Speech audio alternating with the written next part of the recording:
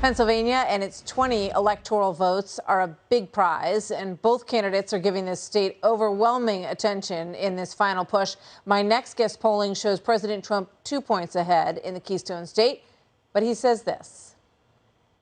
The way I look at Pennsylvania is, unfortunately, I think he's got to win by 4 or 5 to overtake the voter fraud that'll happen there. It's very systematic in Pennsylvania. I think it's achievable to get to 4 or 5, but I think that's the kind of margin he needs to have in Prize, and both candidates are giving this state overwhelming attention in this final push.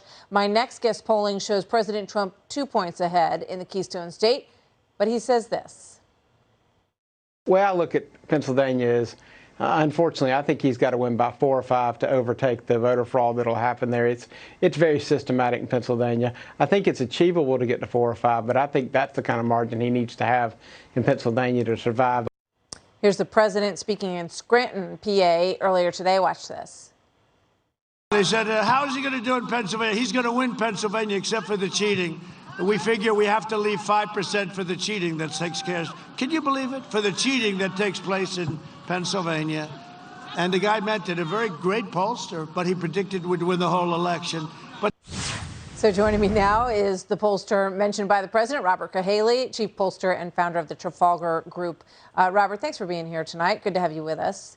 So, some would listen to that and say it's anticipatory to say that there's going to be cheating when we haven't seen it happen yet. Why are you so confident of that?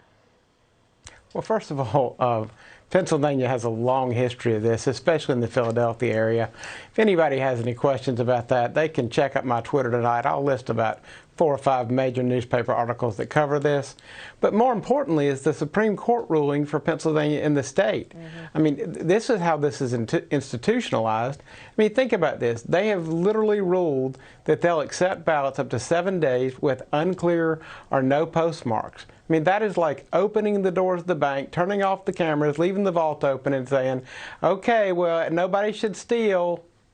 Come on. Yeah.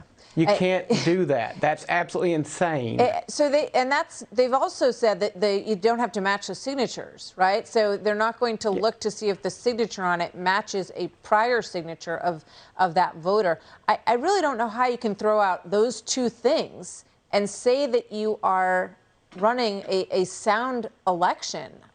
It seems beyond understanding that you could get away with that. Yeah, and that's my whole point. It's like, even if you want to debate what's happened in Philly or what hadn't happened in Philly, I mean, they have literally set the stage to where this is not going to be difficult to do. And that's why I say that he's got to win it by that kind of a margin, because that is a very hard thing to overcome, because come the day after the election, they know how many votes they have to get.